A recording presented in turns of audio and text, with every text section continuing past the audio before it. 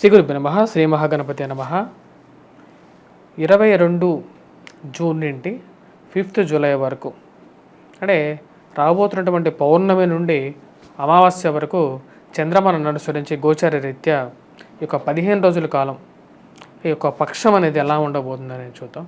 కుంభరాశి వారికి ఈ యొక్క 2 వారాలు రాబోతున్నటువంటి జూన్ 22 నుంచి జూలై 5వ తారీఖు వరకు పక్షకాలం అంటే పౌర్ణమి నుండి అమావాస్య వరకు ఈ యొక్క 2 వారాలు ఎలా ఉండబోతుంది అనేది చూద్దాం. ఇక కుంభరాశి వారికి వచ్చినప్పటికీ కంపేరిటివ్గా ఇంతకు ముందు ఉన్నటువంటి గ్రహస్థితి కన్నా ఇప్పుడు కొంచెం బెటర్ రిజల్ట్స్ అనేది రాబోతున్నాయి. దానికి ముఖ్య కారణం వచ్చినప్పటికీ కుజుడు యొక్క అనుకూలత అని చెప్పవచ్చు అన్నమాట. కుజుడు తృతీయంలో సంచారం చేస్తున్నప్పుడు అంటే మేషంలో సంచారం చేస్తున్నప్పుడు సానుకూలమైనటువంటి ఫలితాలే ఎక్కువగా ఇస్తూ ఉంటాడు అన్నమాట. కానీ ఈ రాశి వారికి మనం గమనించినట్లయితే పంచగ్రహ కూటమి ఏదైతే జరిగిందో అది చతుర్థంలో జరిగింది. అది చతుర్థంలో ఎప్పుడైతే పంచగ్రహ కూటమి జరుగుతుందో అది అంత సానుకూలమైనటువంటి ఫలితాన్ని ఈ యొక్క రాశి వారికి ఇవ్వదు.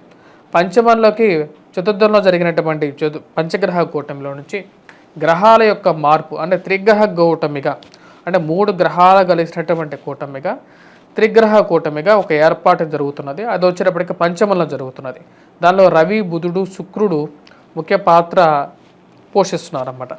ఆ యొక్క 3 గ్రహాలు కలిసినట్టు కూటమి ఎప్పుడైతే పంచమంలో జరుగుతుందో అది ఈ యొక్క రాశికి అంత అనుకూలమైనటువంటి ఫలితాలు ఇవ్వదు. ఎందుకంటే రవి పంచమంలో యోగకారకుడు కాదు, షష్టమంలో యోగకారకుడు, తృతీయంలో యోగకారకుడు, కుజుడు తృతీయంలో యోగకారకుడు అన్నమాట. అందుకని అనుకూలమైనటువంటి ఫలితాలు ఈ యొక్క రాశి వారికి ఇస్తున్నాడు. ఇక రాశి వారికి జన్మరాశిలోకి వచ్చినప్పటికీ శనిగ్రహ సంచారం జరుగుతున్నది. అది వక్రత్వం కూడా పొందబోతున్నది ఈ యొక్క నెలలో.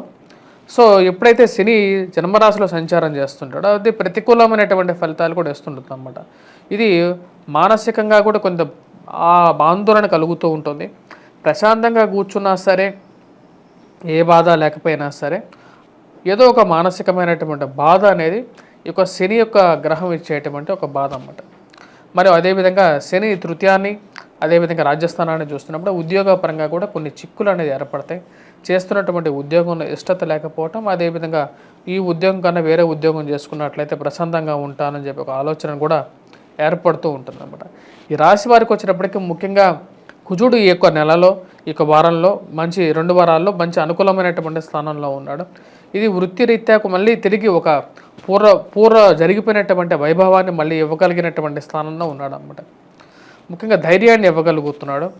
రియల్ ఎస్టేట్ సంబంధితమైనటువంటి వ్యాపారస్తులకు బాగా కలిసి వస్తుంది. అదేవిధంగా ఫైనాన్షియల్ రొటేషన్స్, స్పెక్యులేషన్స్లో ఇన్వెస్ట్మెంట్స్ కలిసి వచ్చే విధంగా ఉంటుంది. కానీ స్పెక్యులేషన్స్లో ఇన్వెస్ట్మెంట్లో కొంచెం జాగ్రత్తలు తీసుకున్న తర్వాత ఇన్వెస్ట్మెంట్ మీ స్వజాతకాన్ని పరిశీలించుకున్న తర్వాత ఇన్వెస్ట్మెంట్ చేయాల్సినటువంటి ముఖ్యమైనటువంటి సూచన. ఆరోగ్యపరంగా కూడా కళ్ళకి పళ్ళకి జుట్టు రాలిపోవటం అనేది ఒక సమస్యగా ఏర్పడుతుంది. దానికి ముఖ్య కారణం జన్మరాశిలో శని సంచారం జరుగుతున్నప్పుడు జుట్టు రాలిపోవటం, మోకాళ్ళకి నొప్పులు రావటం అనేది జరుగుతుంది అన్నమాట. ఉద్యోగపరంగా ఒక మంచి నూతన ఉద్యోగ ప్రయత్నాల్లో ఒక లాభం అనేది పొందగలుగుతారు. ఎందుకంటే కుజుడు ఈ రాశి వారికి తృతీయంలో ఉన్నాడు కాబట్టి అది యోగిస్తుంది అన్నమాట. అంటే నూతన ఉద్యోగ ప్రయత్నాల్లో సానుకూలమైనటువంటి ఫలితాలు ఈ యొక్క రాశి వారు పొందడం అనేది జరుగుతుంది. దానిలో ఎటువంటి సందేహం లేదు. సో కాబట్టి ఉద్యోగంలో నూతన ఉద్యోగం అనేది రావడం జరుగుతుంది. మరి 10 మందిలో ఒక పేరు, 10 మందిలో మీరు ఒక మనిషిగా నిలబడగలుగుతారు, రికగ్నైజ్ కాగలుగుతారు అన్నమాట. అంటే మీ యొక్క ఆఫీస్లో 10 మందిలో ఒక మంచి పేరు పొందడం అనేది కూడా జరుగుతుంది. 2 వారాలు కొంచెం సానుకూలమైనటువంటి ఫలితంగానే చెప్పవచ్చు. 2వ వారంలో 29వ తారీఖు తర్వాత బుధుడు షష్టమంలోకి మారుతున్నాడు అన్నమాట. షష్టమంలోకి మారినటువంటి బుధుడు పూర్తి యోగకారకుడుగా చెప్పవచ్చు. ధన సంబంధితమైన విషయాల్లో అనుకూలమైనటువంటి ఫలితాలు 29వ తారీఖు నుంచి వీరికి ఇవ్వగలుగుతాడు అన్నమాట. మొదటి 2వ వారంలో అంటే మొదటి వారంలో కొంచెం మిశ్రమంగా ఉన్నప్పటికీ కూడా 2వ వారంలో సానుకూలమైనటువంటి ఫలితాలు ఎక్కువగా ఇవ్వగలుగుతాడు. ఫ్లోటింగ్లో మనీ రొటేషన్ అనేది బాగా పెరగడానికి ఆస్కారం అనేది కూడా గోచరిస్తూ ఉన్నది అన్నమాట. జన్మరాశిలో సంచారం చేస్తున్నటువంటి శని జీవిత భాగస్వామి ఆరోగ్యాన్ని కూడా కొంచెం హరించే విధంగా ఉంటాడు అన్నమాట. అంటే జీవిత భాగస్వామి ఎవరికైతే ఉన్నారో వారికి యొక్క ఆరోగ్యాన్ని కూడా కొద్దిగా పరిరక్షించుకోవడానికి కొద్దిగా చూడాలి. ఎందుకంటే సప్తమ దృష్టి ఉంటుంది, అష్టమ దృష్టి ఉంటుంది, త్రిపాద దృష్టి ఉంటుంది. అష్టమ దృష్టితో శని యొక్క దృష్టి చూసినప్పుడు జీవిత భాగస్వామి ఆరోగ్యాన్ని కొద్దిగా ప్రభావితం చేసే విధంగా ఉన్నాడు అన్నమాట. అదేవిధంగా ఆరోగ్యపరంగా కూడా కొన్ని జాగ్రత్తలు, అధికమైనటువంటి శ్రమ అనేది ఎక్కువగా ఉంటుంది. జన్మరాశిలో శని సంచారం జరుగుతున్నప్పుడు చేయాల్సినటువంటి పని కన్నా కూడా నాలుగింతల పని మీ వెంట వస్తూ ఉంటుందన్నమాట. ఆ పక్క పనిని తప్పించుకోవడం అనేది కాదు. అదేవిధంగా ధనస్థానంలో రాహువు, అష్టమంలో కేతుగ్రహ సంచారం అనేది జరుగుతున్నది. ఇది కొంచెం ప్రతిబంధకంగా ఉంటుంది. ధనస్థానంలో రాహువు వచ్చేటప్పటికి ఇరుగు పొరుగు సఖ్యత విషయంలో తగు జాగ్రత్తలు అనేవి తీసుకోవాలి. విద్యార్థులు ముఖ్యంగా వారికి ఎలా ఉండబోతుంది అనేది చూద్దాం. విద్యార్థులు వచ్చేటప్పటికి ముఖ్యంగా మనం గమనించినట్లయితే ఈ రాశిలో ఉన్నటువంటి విద్యార్థులకి అంత సానుకూలమైనటువంటి ఫలితాలుగా గోచరించట్లేదు. ఎందుకంటే చతుర్థంలో ఉన్నటువంటి గురువు యోగకారకుడు కాదు. కాకపోతే ఈ 2 వారాల్లో కొంచెం బెటర్ రిజల్ట్స్ అనేది ఇవ్వగలుగుతాడు.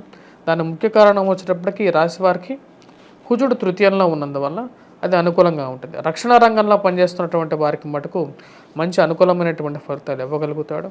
పోలీస్ మరియు అదే మిలిటరీ రంగంలో పనిచేస్తున్నటువంటి వారికి సానుకూలమైనటువంటి ఫలితాలు ఇస్తాడనమాట. ధనస్థానంలో రాహువు, అష్టమంలో కేతువు వచ్చేటప్పటికి కాన్సన్ట్రేషన్ కరెక్ట్గా చేయలేనటువంటి పరిస్థితిలో ఉంటూ ఉంటారు. మరి అదే వైవాహిక జీవితంలో కూడా కొంచెం ప్రశాంతత అనేది తక్కువగా ఉంటుంది రాశి వారికి.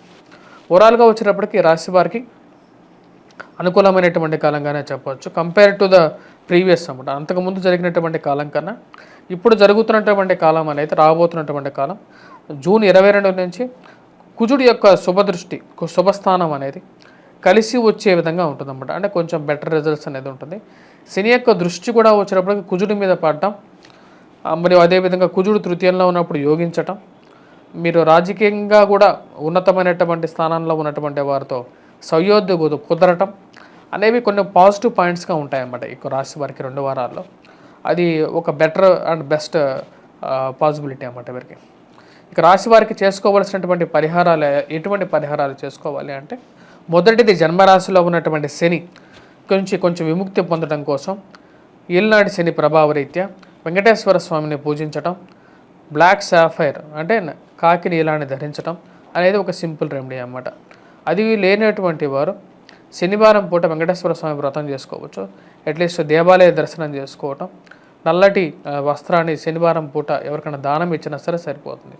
ఇది కూడా అవసరం లేనటువంటి వాడు వైవాహిక జీవితంలో అనుకూలత కోసం ధనస్థానంలో ఉన్నటువంటి రాహువుకి రాహుగ్రహ మంత్ర జపం చేసుకోవచ్చు, దుర్గాదేవిని అనుష్ఠానం చేసుకోవచ్చు, అమ్మవారిని పూజించవచ్చు.